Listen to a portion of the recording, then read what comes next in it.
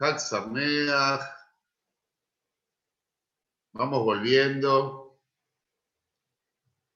Vamos haciendo nuestros breves recreitos para prepararnos para tomar fuerzas para el próximo espacio. El tema de esta noche de estudio de la revelación a la redención, cómo el estudio de la Torá nos ayuda, es una herramienta para construir un mundo mejor. En el próximo espacio, por fin una mujer, tanto varón, y tengo el honor y el placer de presentar a nuestra colega y amiga, a la rabina Karina Finkelstein, seguro todos conocen, de mucha trayectoria, que también nos está acompañando y honrando, dando clases en el Instituto de Formación Reformista a los alumnos más avanzados. Y sin más, entonces, dejarlos y dejarnos para aprender de Torá, especialmente desde lo que llamamos Machshevet Israel, el pensamiento judío, en este tópico, ¿no? De la Torá a un mundo mejor.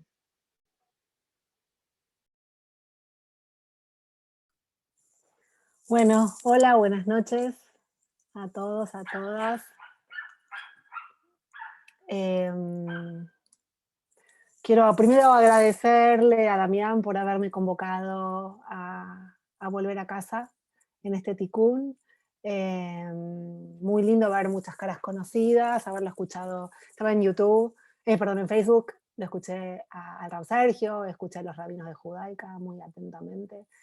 Y es el tema que nos convoca casi a todos los judíos que ocupamos puestos de liderazgo, pensar de qué manera convocar a la gente, a los judíos y a los que desean serlo, a que estudien Torá. Pero antes de empezar, quiero recordar a Marcelo, así como lo dijo Diego. He trabajado con Marce Svidovsky muchos años, y cuando el rabino Diego Elman dijo Leilui Nishmat, me conmoví profundamente. Yo también quería recordarlos, y a las dos mismas personas. Quería recordarlo a Marce y honrar, también dedicarle este shiur a él, y también al Rab Arikorov, mi Rab, Mori Berrabí. Así que con estas palabras comenzar y contarles de qué se va a tratar nuestro encuentro de hoy. Voy a cambiar un poquito la dinámica con la que venían, así como, bueno, como dijo Damián, presencia femenina necesaria. Voy a compartir textos para leer. La idea de hoy es que estudiemos, vamos a estudiar, siempre venimos a estudiar textos que vamos a compartir juntos. Y vamos a estudiar específicamente a un rabino que se llama Yosef Soloveitchik, y vamos a comentar metiendo algo de Rosenzweig. El título me convocaba a mí profundamente desde la filosofía judía existencialista, y me preguntaba yo en primer medida, en función del título que se propuso para este Tikkun, ¿no? El título es de la revelación a la redención, estudiamos Torá para cambiar al mundo.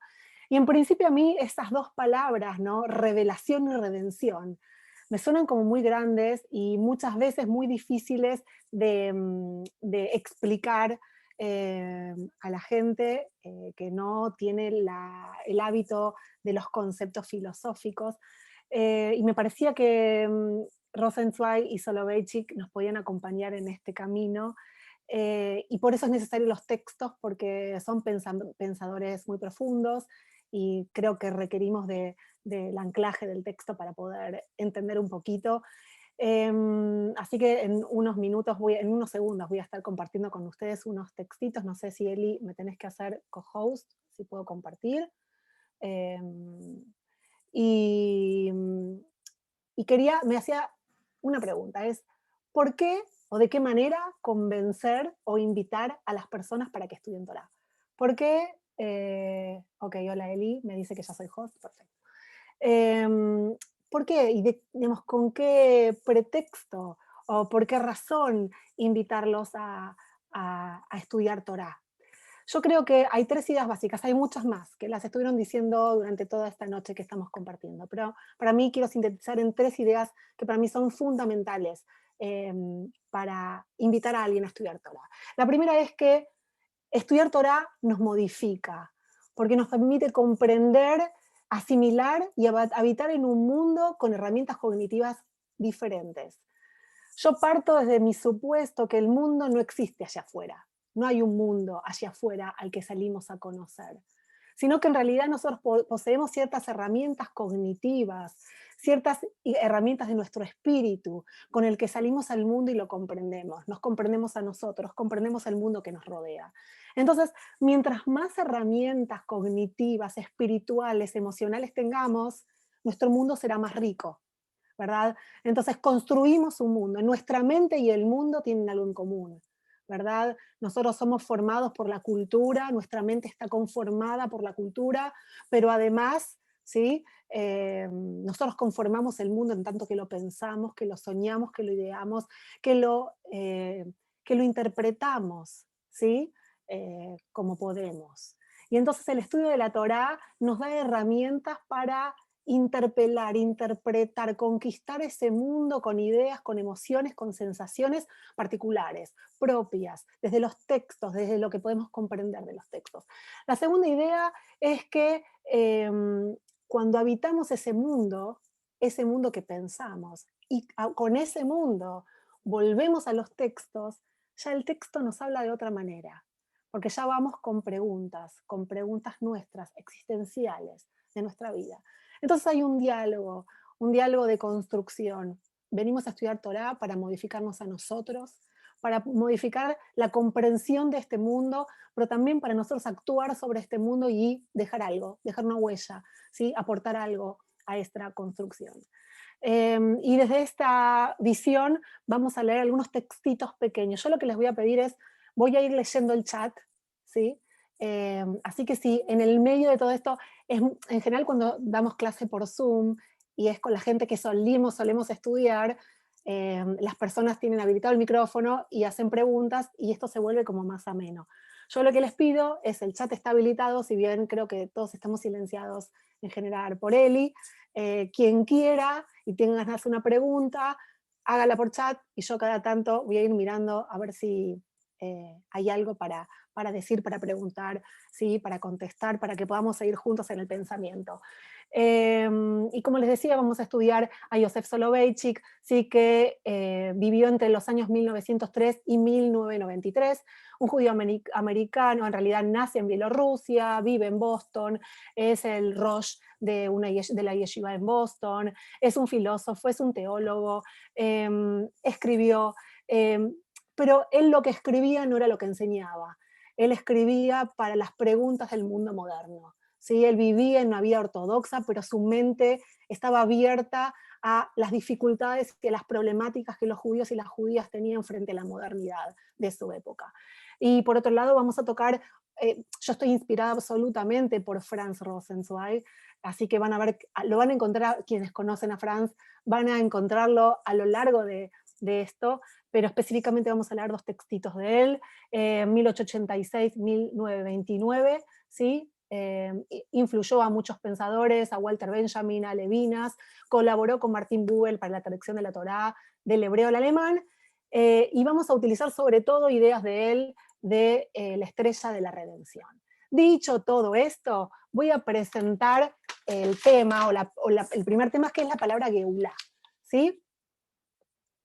El título decía, como veíamos, de la revelación a la redención, ¿sí?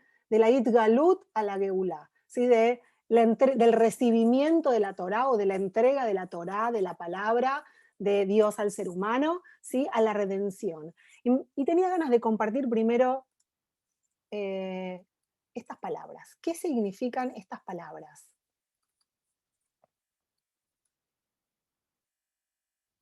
espero que lo vean bien, ¿sí? Franz Rosenzweig, en el libro La estrella de la redención, ¿sí? Explica que la teología judía, o no la teología, sino la forma de comprender la vida según el pensamiento judío, se puede entender a través del Maguen David. Y él plantea que el Maguen David está constituido por dos triángulos, un triángulo base y un triángulo vincular. Verán que les puse en la presentación triángulo base y triángulo vincular. El triángulo base, ¿sí?, está constituido por los tres ítems más importantes de este universo. Elohim, Dios; Olam, el mundo; y el Adam, el ser humano, el hijo de la tierra, ¿sí? Y que el triángulo de arriba son los vínculos que hay entre Elohim y Adam, entre Elohim y Olam, y entre Adam y Olam, ¿sí? Entre Adam y ser humano. Perdón, entre el ser humano y el mundo.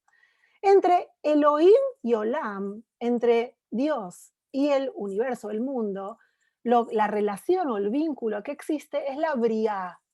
La Briá es la creación. Elohim crea el mundo, al universo, a nosotros dentro de él. El vínculo entre Elohim y Adam, sí, el ser humano, el hijo de la tierra, es la Itgalut, la revelación, ¿sí? Dios nos da una palabra, nos da un logos, ¿sí? En griego, ¿verdad? Que es una ley, que es una palabra articulada, que es la capacidad de hablar, de pensar, la capacidad de la extensión que tenemos los seres humanos. Entonces hay un vínculo aquí, ¿verdad? Dice Rosenzweig. Elohim nos da una palabra y el ser humano decide cuándo ser interpelado por esa palabra, cuándo permitir que esa palabra lo atraviese, cuándo estudiar Torah. Y entonces uno se dedica, decide que en algún momento de la vida va a estudiar Torah, abre su corazón y entonces está presente con todo su ser en ese encuentro con la palabra, y entonces se modifica, permite que esa palabra entre, ¿sí? Y tiene la necesidad de hacer mitzvah. Creo que Sergio decía, el Rab Sergio decía al principio, que las mitzvot no son de Dios, ni son para Dios, sino que son para el ser humano. Es exactamente esto, ¿verdad?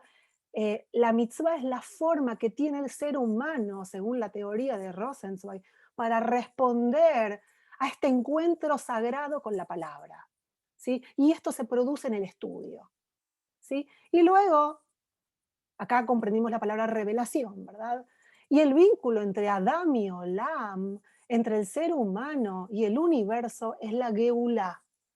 La Geulá se suele traducir como redención. Ahora, hay muchas traducciones dentro de la filosofía judía, del Mahshevet Israel, del pensamiento judío, sobre qué es la Geulá, ¿sí? Entonces, está la Geulá mesiánica, ¿verdad? Que cuando llegue el Mesías, la realidad va a ser otra. Está la Geulá de hacer aliyá a Israel. Hay muchas formas de comprender el concepto de Geulá, pero en el caso de Rosenzweig, la Geulá es mejorar el mundo que recibimos. Es decir, el Adán, cuando es interpelado por esa palabra, no le queda otra más que verse en este mundo y con la necesidad de hacer algo por el mundo y por sus congéneres. Y entonces, cuando hace algo para modificar a ese mundo, ¿sí?, está trayendo la Geulá. Y a mí este concepto de Geulá me gusta mucho, los otros conceptos son lindos y son parte de nuestra tradición, pero a mí ponernos en el centro a los seres humanos, de esta necesidad que tenemos luego del estudio, de estar comprometidos por una palabra, a transformar algo de la realidad, me resulta absolutamente atractivo, ¿verdad? Porque venimos a este mundo con una misión, con algo por hacer, con algo por reparar, con algo por mejorar, con algo para dejar una huella, ¿verdad? Y entonces este concepto nos sirve a nosotros para entender que la Geulá no está en manos de Dios. Seguramente en algún momento llegará una era mesiánica, pero esa era mesiánica llegará solo y a través de la transformación que los seres humanos podamos hacer del mundo que habitamos, pero también de nosotros mismos. Y aquí lo que les quería, digamos, con el enfoque que vamos a ver, este camino de la revelación y la redención, que es la redención desde lo personal, ¿sí? ¿Qué nos pasa a nosotros, ¿sí?, como seres humanos cuando nos conectamos con Talmud Torah, con el estudio? cómo, de qué manera nos podemos redimir, ¿sí? Llegar a esta Geulá, a esta redención. ¿Cómo podemos entender la Geulá desde el aspecto de lo humano, de lo personal, de lo nuestro, ¿verdad? Y voy a compartirles unos textos, pequeños textitos. No sé si van a ser muchos o van a ser pocos. La verdad es que elegí algunos. En algún momento, cuando vea que sea la hora, porque veo que están muy puntuales, cortaré. Espero que podamos compartir todos los textitos. Pero van a ir en este camino. ¿De qué manera Talmud Torah, el estudio de Torah, nos ayuda a nosotros como seres humanos como una herramienta profunda para nuestra propia redención, para el camino hacia la redención? Y entonces voy a compartirles el texto, que no sé por qué no lo veo. Aquí está, muy bien. La mayoría de los textos, ¿ven bien o está chiquito? Díganme, ¿está bien? ¿Ven? ¿No se ve? ¿No se ve nada? Lo amplío, ahí veo el gesto de Fada. Muy bien, qué cosa esta de no poder escucharnos, me vuelvo loca. Yo como Mora que necesito el feedback de las personas. Ahí está, ahora agrando todo. Ahí ven bien.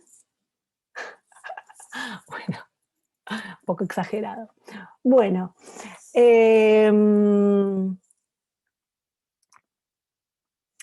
los textos son sacados de Soloveitchik, como les decía, son sacados de una conferencia que él dio en el año 1975 que se llama Geulat Tefilá y Talmud Torah, que está en un libro muy hermoso, está en inglés y está en hebreo, que se llama Palabras de Divrei Agut Be'arajá, que sería algo así como palabras de pensamiento y de valoración. Es una compilación muy hermosa de textos de Soloveitchik, que los traduje para ustedes para esta noche. Para todos nosotros. Y el texto de, como les dije, de Rosenzweig, la saqué de La Estrella de la Redención. Vamos a ir a través de los textos y vamos a ir viendo qué pasa. El primer textito que vamos a ver es con el inicio de esta conferencia de Soloveitchik, en donde Soloveitchik dice: la Geulá es un movimiento de un individuo o de una Keilah desde las periferias hacia el centro de la historia. Una existencia periférica es una existencia no creadora de historia. Soloveitchik nos está diciendo algo que para mí es muy importante. Dice: la revelación nos permite salir, que es un pueblo que está en la redención, o una persona que logra la redención, es una persona que está en la periferia del pueblo y se mete en el centro de la historia, ¿sí? De la historia del pueblo judío.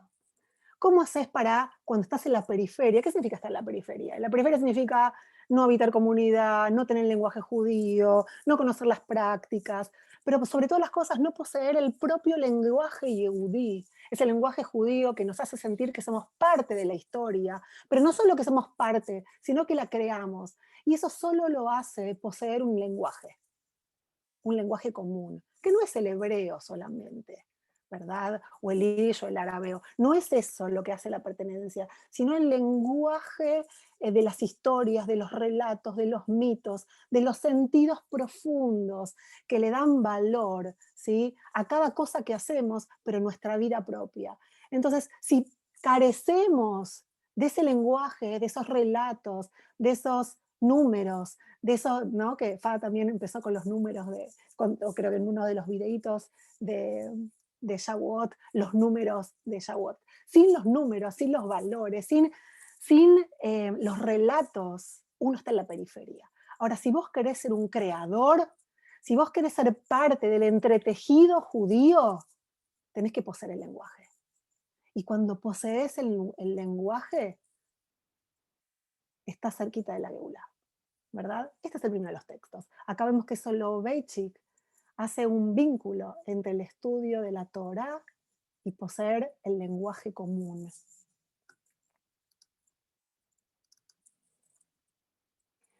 Y entonces voy a compartir con ustedes un texto del Zohar, ¿sí? El Zohar habla en Parashat Va'era, ¿sí? La parashá de la salida de Egipto. Él cuenta, viene contando acerca de la parashá, ¿verdad? Y se detiene en el pasuk este. Y ocurrió que en el transcurso de los numerosos días aquellos, murió el rey de Egipto y gimieron. La palabra gimieron en hebreo es zahakú, ¿sí? Zahakú bene Israel. Y gimieron los hijos de Israel por causa de la servidumbre y clamaron y ascendió su imploración hacia Elohim por causa de la servidumbre. Y entonces el Zohar se pregunta, ¿por qué no gritaron antes? ¿Por qué estuvieron callados tanto tiempo? ¿Por qué se bancaron la esclavitud? Y entonces explica cómo es el proceso de Geulá, cómo es el proceso de redención. La primera etapa es reconocer que uno es esclavo, ¿sí? Que existe el momento de la esclavitud. Y en ese momento hay ausencia de palabra, es decir, ¿por qué no gritaron antes? Porque no tenían palabra, porque no se daban cuenta que eran esclavos. ¿Qué significa? ¿Cómo no te vas a dar cuenta que sos esclavo? Y porque muchas veces la rutina, la vida, las situaciones en donde uno está imbuido, las necesidades, los procesos hacen que uno pierda la conciencia de que uno es esclavo. Ahora, cuando aparece esa conciencia, lo primero que aparece es un gemido, es es un grito, es una angustia que se transforma en, en una expresión. Y entonces salimos del silencio absoluto. Pero el primer estado es un estado de silencio, de ausencia de voz significativa. ¿Sí? Pero cuando nosotros reconocemos que somos esclavos, dice el Zohar, ¿sí? Descubrimos la voz, entonces gritamos. Pero ese grito de Bené Israel en Shemot 2:23, ¿verdad? Es un grito que no tiene palabra, no tiene logos, no tiene identidad. Es un grito que no está identificado. Y por último, descubre la voz, esa voz que se conjuga con la palabra de Matan Torah, de la entrega de la Torah. Es decir, cuando el pueblo sale de Egipto, posee el deseo de la Geulá, de la redención, pero solo accede a la redención completa cuando recibe la Torah. ¿Por qué? Porque la Torah le da un sentido propio, identifica cómo es el ideal de vivir en libertad, cómo es el trato entre, o cómo debería ser el trato entre la gente, entre un montón de otros valores y de cuestiones que nos inspira la Torá a apropiarnos para transformarnos. Es decir, que en este relatito del Zohar, el Zohar nos quiere venir, nos quiere invitar a pensar que un pueblo se vuelve libre, nuestro pueblo pudo pasar ese proceso de Geulá luego de haber reconocido esa esclavitud, de haber podido gritar y estar en contra, ¿sí? Oponerse, ¿sí? A esa esclavitud y luego ir en busca de su propia palabra. ¿Sí? Y esto también, si nosotros queremos, no lo dice el Zohar en esta parte, pero si queremos nosotros también lo podemos ver en el proceso individual, porque si nosotros vemos la historia de Moshe, ¿sí? Primero Moshe, lo primero que nos cuentan es que cuando sale y ve a los egipcios, se pelea con un egipcio y lo mata, luego se pelea con unos hebreos y se escapa a Midian. No hay palabra, hay grito, hay gemido, hay lucha, hay pelea. Pero luego se encuentra con la zarza, ¿verdad? Y luego va en busca de la Torah. Ahora, cuando se encuentra con la zarza y Dios le dice, anda a sacar al pueblo de Israel y todo lo que nosotros ya conocemos, él le dice, ¿cómo voy a ir yo si yo soy Kaved P? Kaved P se suele traducir como tartamudo, pero Kaved P no es tartamudo. Kaved P es mi boca me pesa. Koved, sí, como kavod, ¿sí? Es peso, es me pesa la boca, no sé qué decir. No sé lo que tengo que decir. ¿Cómo voy a decir algo si yo no sé lo que tengo que decir? Y luego de Sinai, los vemos a Moshe hablando discursos larguísimos. Digo, ¿qué pasó? ¿Cómo fue que alguien que no tenía palabra de pronto se transformó en un gran hablador? Y lo que le pasó es la Geulá. O sea, la Geulá también se puede entender desde la experiencia humana.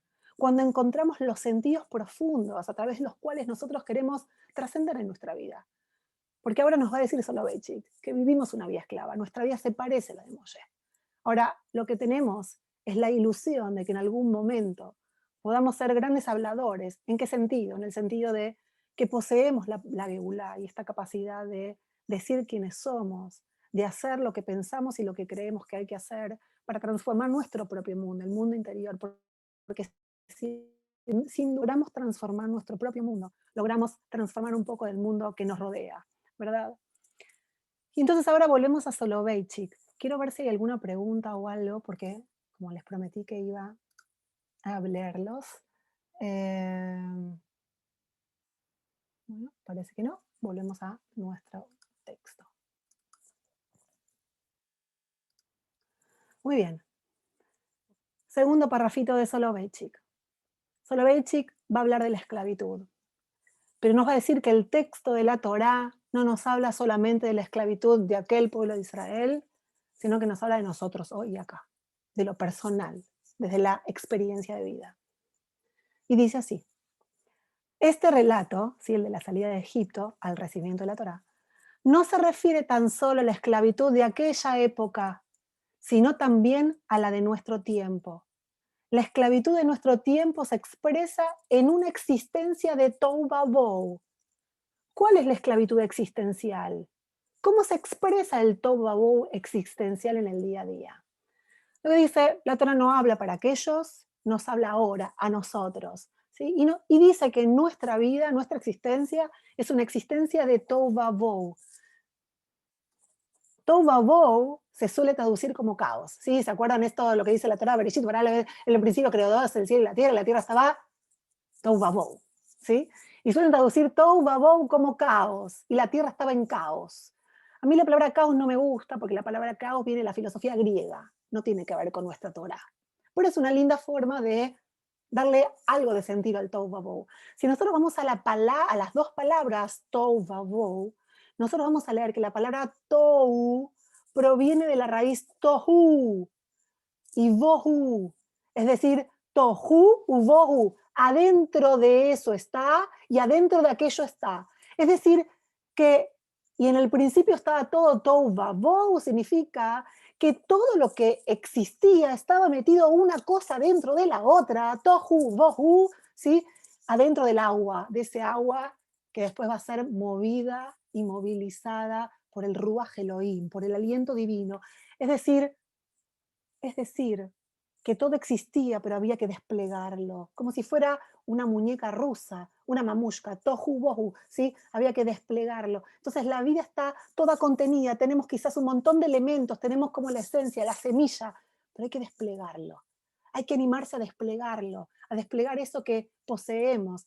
Y lo que poseemos, entre otras cosas, es nuestra palabra. ¿Sí?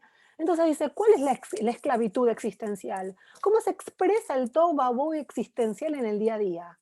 Y entonces dice, hay dos características de los esclavos de nuestro tiempo. Uno es el anonimato y dos es la ignorancia.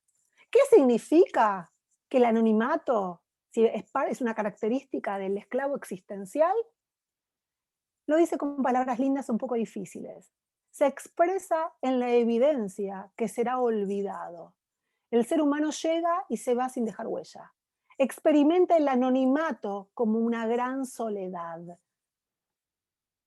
¿Qué significa experimentar el anonimato? Cuando vos no tenés tu palabra, cuando vos no estás inmerso en una misión, en algo colectivo que le da sentido, ¿sí? En esta palabra, algo que no les dije y tenía pensado que les quería decir, que la palabra palabra en hebreo si proviene de la raíz Dalet Bet Reish. Dalet Bet Reish es parte de la palabra davar, que es cosa, pero también es parte de la palabra divur, que significa dos cosas. Significa palabra y significa visión. Es decir, que cuando recibimos la palabra, Aseret Dibrot, que se mal traducen como 10 mandamientos, pues no son mandamientos, son alocuciones. Es el logos, ¿verdad? Es la palabra y la ley. ¿verdad? Entonces, adquirimos un objeto, que puede ser la Torah, una cosa, davar, pero también adquirimos la posibilidad de hablar de una palabra que nos interpela a nosotros, que nos hace preguntas, que nos da contenidos, pero también que nos permite constituir nuestra visión, ¿sí? Nuestro horizonte del mundo que deseamos, del mundo ideal al que queremos aspirar. Es verdad que el horizonte siempre será horizonte, pero es el lugar a donde quisiéramos llegar, hacia donde queremos caminar. Entonces, sin tener eso, sin tener esa palabra, pasamos a ser somos parte de la ignomia, porque llegas, te transformas en una persona exitosa en el mundo tecnológico, como diría Soloveitchik. Haces todo lo que tenés que hacer en este mundo, pero no dejas huella, porque nada de todo eso está entretejido en un sentido profundo, en un horizonte, ¿sí? En una sumatoria colectiva que intenta eh, reparar el mundo personal y el mundo en el que habitamos. Y hay otra característica que tiene el esclavo existencial, y es la ignorancia. La ignorancia se refiere a la ignorancia de las necesidades genuinas propias. Y dice Soloveitchik, el ser humano moderno sabe muchas cosas acerca del mundo que lo rodea. Desconoce su mundo interior, en particular su destino. En este caso, destino no es el destino final, sino las metas de la vida, sus objetivos, su misión, este horizonte del que hablamos antes. Desconoce las necesidades íntimas propias, sobre las que debiera tener conciencia y comprensión absoluta. Carece de una comprensión acabada de sí mismo. Y dice Soloveitchik al final de este párrafo, voy a hablar en mi nombre. Sé que ando confuso, que mis miedos no son racionales, ni consistentes. Cada tanto entro en pánico, le temo a la muerte. Finalmente dice que es la ignorancia. En este caso, no es la ignorancia de saberes. El ser humano moderno somos un montón. Sabemos un montón de Zoom, de aplicaciones del teléfono, de cómo, sobre las cosas que hacemos nosotros para sustentarnos. Sabemos un montón de cosas de un montón de cosas. Pero nos perdemos en la sabiduría de nuestro ser más profundo, de nuestra pnimiut, de lo que está por dentro nuestro, de esto que nos da el poder y el movimiento hacia adelante. Yo les decía antes que el soplido de Dios en el Bereshit 1 moviliza las aguas. El contenido espiritual nos moviliza a nosotros, nos da algún lugar hacia donde ir, nos moviliza, nos inspira, nos encandila en algo mejor, ¿verdad? Carecer de aquello, carecer de aquello hace que nos apaguemos, ¿sí? Y que lo ignoremos simplemente. Entonces, la pnimiut, esa, esa sabiduría interior, nos deja de dar la potencia de ponernos en movimiento y terminamos esclavos de la existencia misma, de hacer todo lo que hay que hacer, sin posibilidad de profundizar en lo que somos.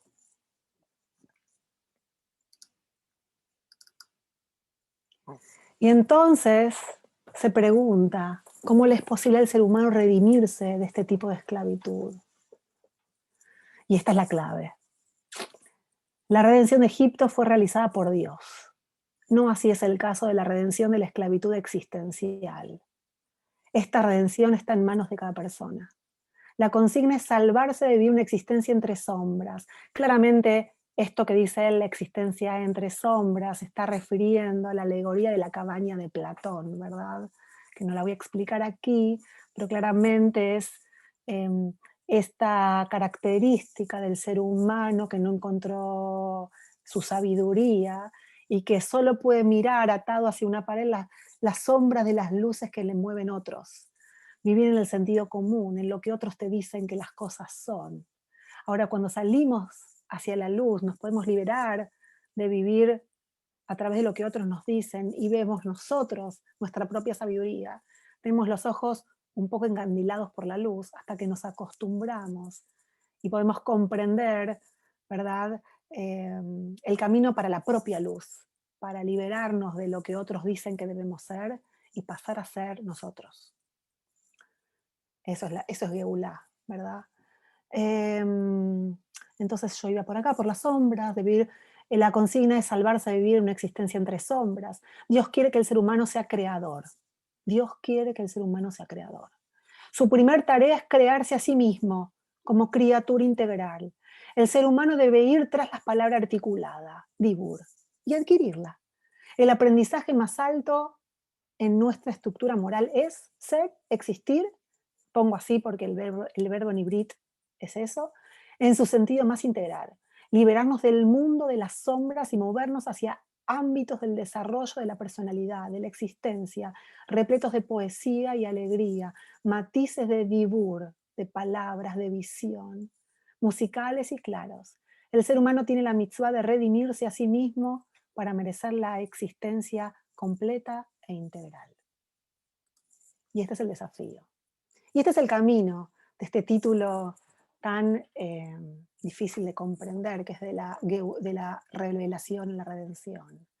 ¿Verdad? A través de Talmud Torah logramos adquirir nuestra propia luz, nuestro propio brillo, que nos da las herramientas para redimirnos del mundo de las sombras y dejar de ser esclavos, ¿sí? De la ignomia y de la ignorancia en el sentido espiritual.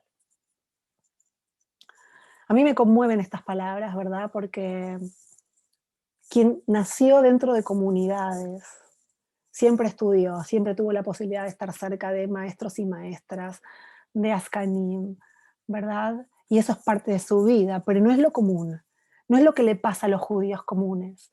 Entonces llegar al momento de estar en contacto con otros en una Keilah y en la búsqueda, porque la búsqueda, sí, como decíamos al principio, en el triángulo de la redención, hay un momento en el cual uno debe pararse frente a la revelación. Uno debe estar ahí dispuesto. Ahora lo vamos a leer. Cuando uno tiene esa predisposición, ¿sí? Y tiene ganas, y encontrarse con otros, encontrarse maestros y maestras, es un momento en el cual primero parece todo un montón, ¿no? Y nos encandila todo, y sentimos como el peso, ¿sí? Como yo sentía el peso de su boca, el peso del conocimiento. Todavía no adquirimos la palabra, pero hay un momento en el cual, a través de las mesas de estudio, uno se encuentra con la felicidad misma, esto que decía, ¿no? Encontrarse con los matices del davar, con los colores, con la poesía, ¿verdad? Que tiene la Torah para cada uno de nosotros.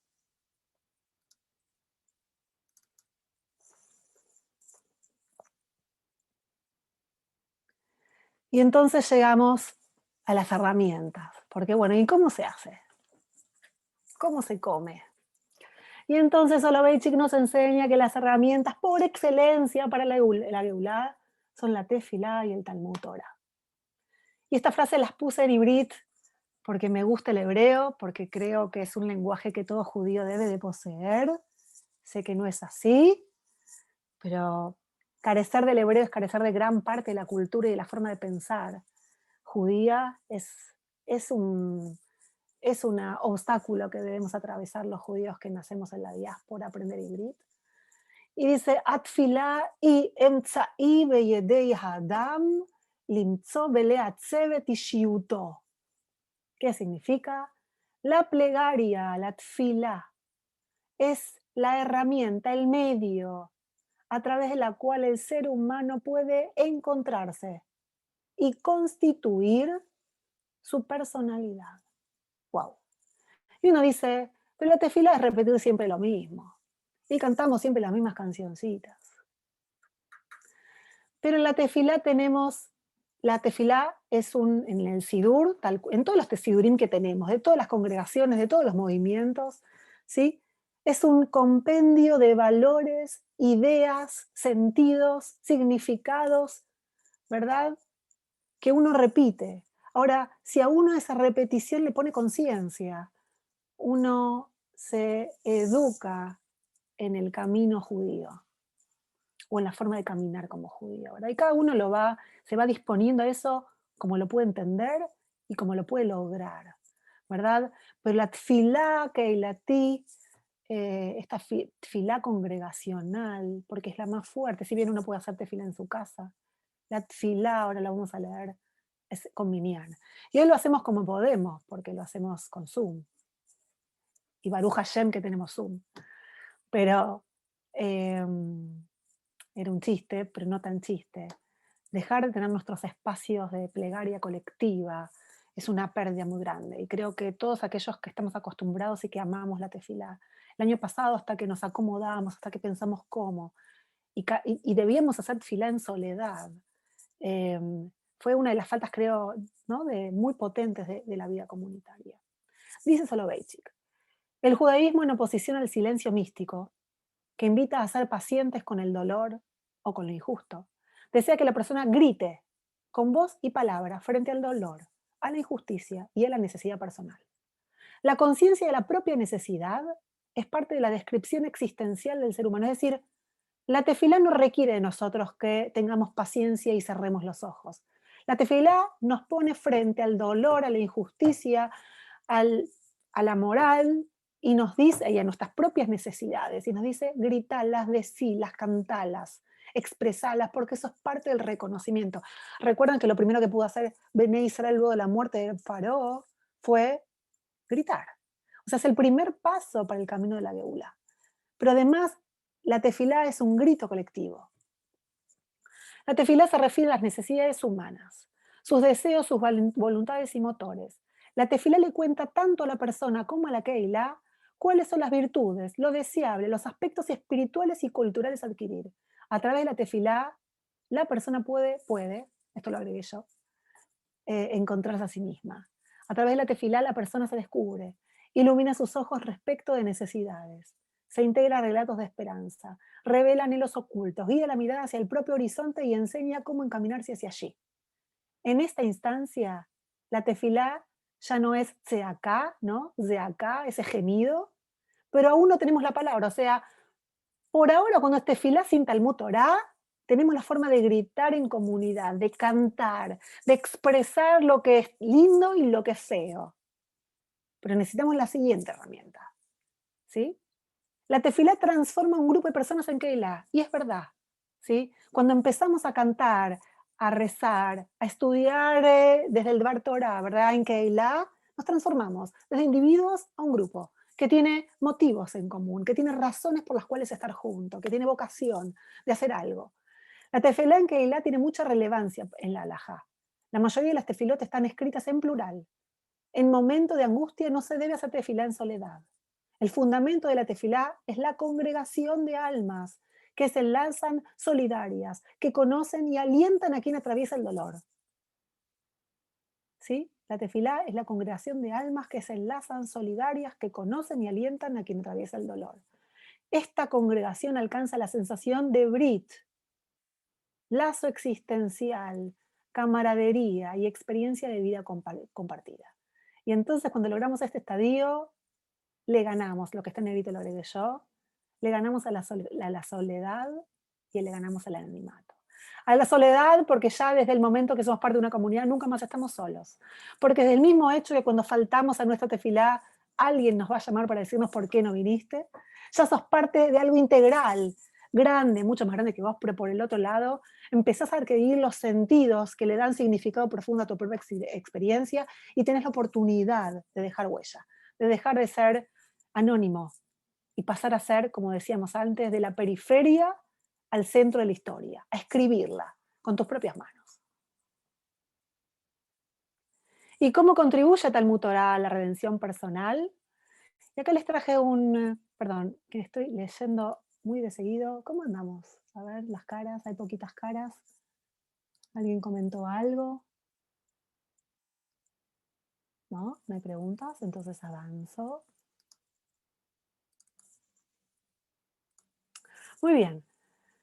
Acá les puse un pequeño, que también lo comenta Soloveitchik, un pequeño midrashito que aparece en Nidá.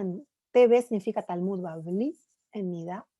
Y dice así, Darash. Darash viene de la palabra lidrosh, igual que drashá. ¿Sí? Darash significa, lidrosh es exigir. Exigir que el texto te diga cosas, ¿sí? Que no están claras, que no están explícitas.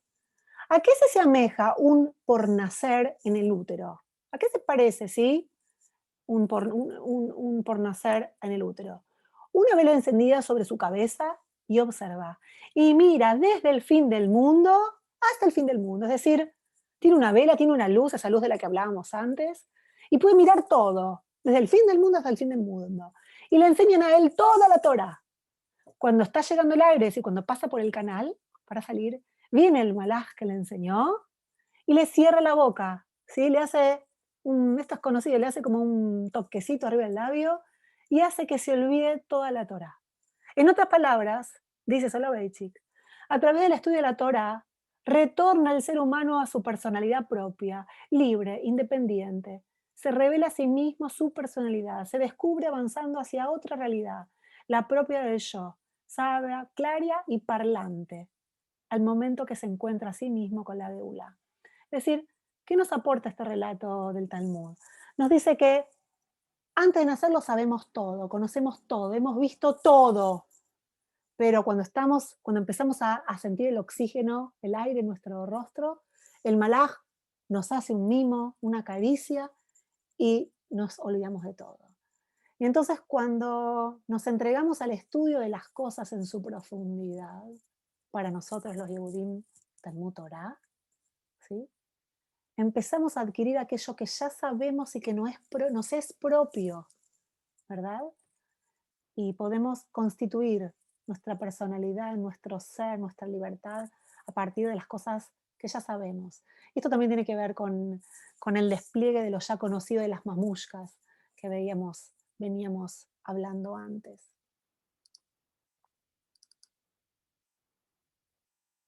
Y por último, la última fuente, para terminar, no sé si estamos bien, estamos perfectos. Un textito de Rosenzweig. Este textito nos va a iluminar qué sucede cuando la persona se enfrenta con el texto.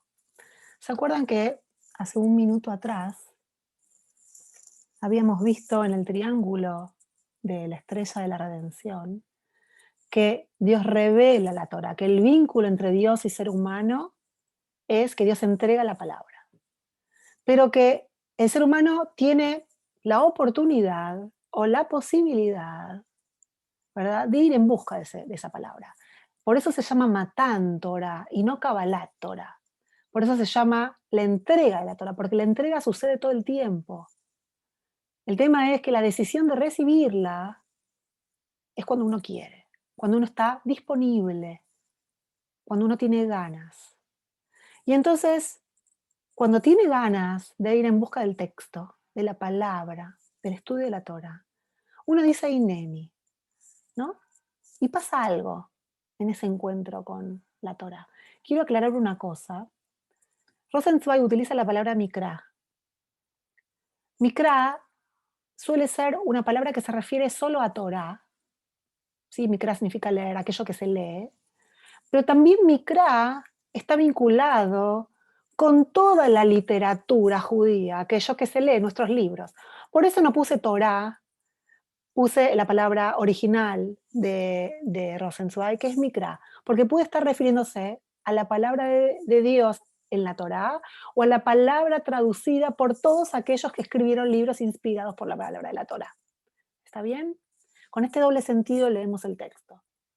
Los días de la vida de la persona le iluminan la mikra, es decir, tu vida, aquello que vivís cada día, cómo la vivís, cómo la experimentás, cómo sentís aquello que te sucede, ¿sí? Es parte de tus preguntas con las que lees el texto. Uno lee el texto desde su subjetividad y le posibilitan reconocer lo humano que tiene la micra. Es decir, la micra está escrita en lenguaje humano y con la historia de uno, sus miedos, ¿no? Como decía Soloveitchik al principio, le temo la muerte, ¿verdad? Estoy confuso, ¿sí?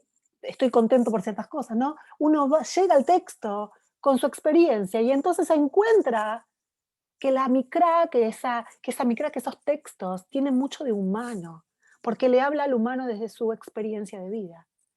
Y lo que está por encima del humano, no todo lo que está escrito en la micra le pertenece, aunque uno digamos Sineni, aquí estoy presente con todo mi ser, con mi cabeza, con mi corazón, hay cosas que uno lee en la micra que no le pertenece, que uno lo ve extraño, al menos por ahora, como diría Rosenzweig.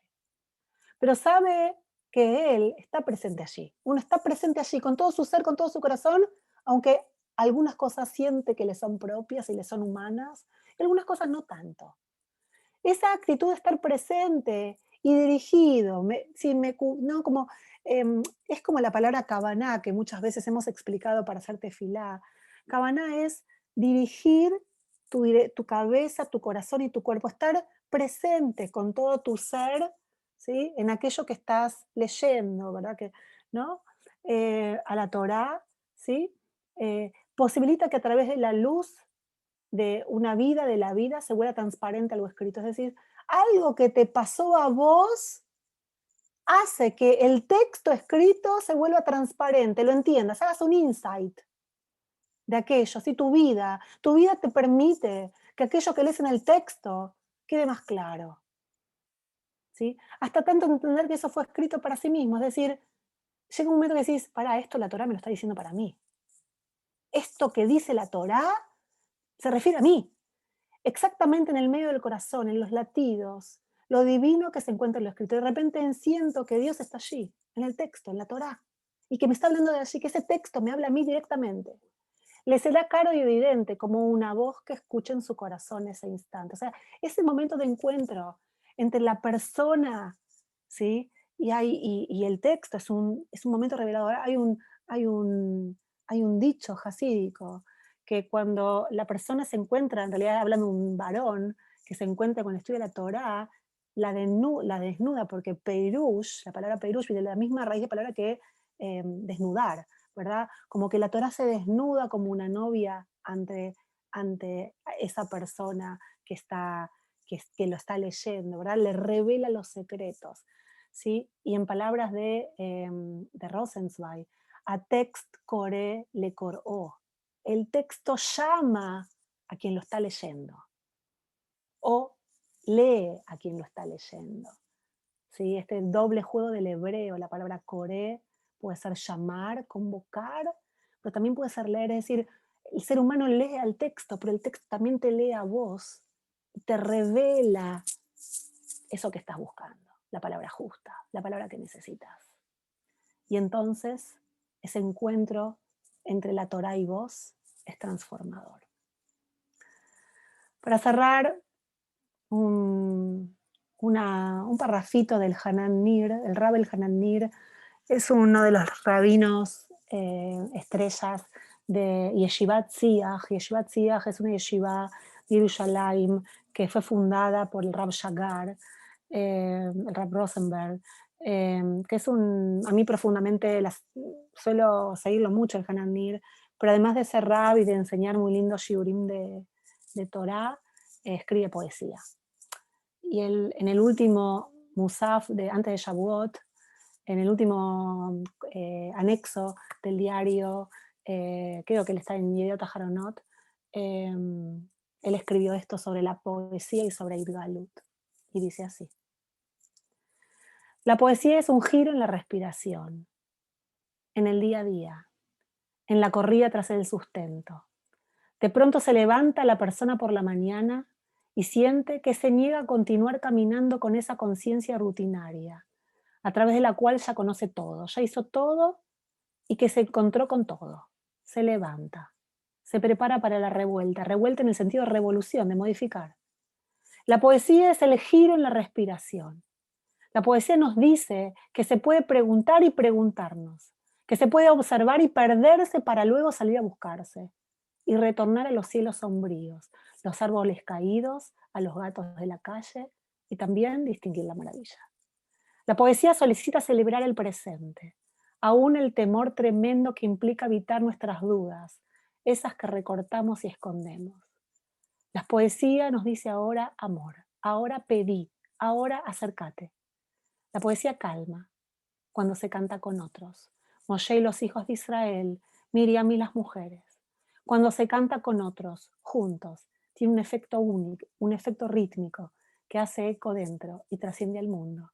La poesía colectiva es como la revelación, es dadora de palabra, de visión. Pnimiut y hitzoniut, lo interior y lo exterior en la poesía. Panim bifnim. Eso lo agregué yo. Panim bifnim significa, Panim dice que Moshe cuando subió a Sinaí, dice que se acercó a Dios Panim befanim. Y también una enseñanza del Besh, de Baal Shem Tov, dice que hay que leer no bifnim, sino hay que leer panim, no hay que leer panim bepanim, cara a cara, que se encontró Moshe con Dios, sino hay que leer panim bifnim, que Dios encontró el rostro de Dios adentro de él. Me parece que este es todo el sentido del estudio de la Torah, de Talmud Torah en comunidad, no el estudio de Torah en soledad, sino con otros. Nos permite encontrar el rostro de lo sagrado dentro nuestro, nos permite transformarnos, nos permite encontrar un horizonte común, ¿sí? Nos permite dejar huella, salir del anonimato y salir de la ignorancia. Así que bueno, me sumo en los deseos que cada uno de los rabinos que hablaron aquí dijeron, que podamos luego de este tikkun encontrarnos muchos más alrededor de las mesas de Zoom para estudiar Torah, hasta que la pandemia nos deje y volvamos a encontrarnos panim bifnim, cuando el rostro del otro también lo podemos encontrar adentro nuestro, y ser empáticos, y entender lo que necesita para ponernos a disposición. Y entonces en una Keilah a disposición uno de otro, y se logra la Geulá de la Keilah y la Geulá de cada una de las personas que habitamos nuestras comunidades. Chag Sameach. Chag Sameach,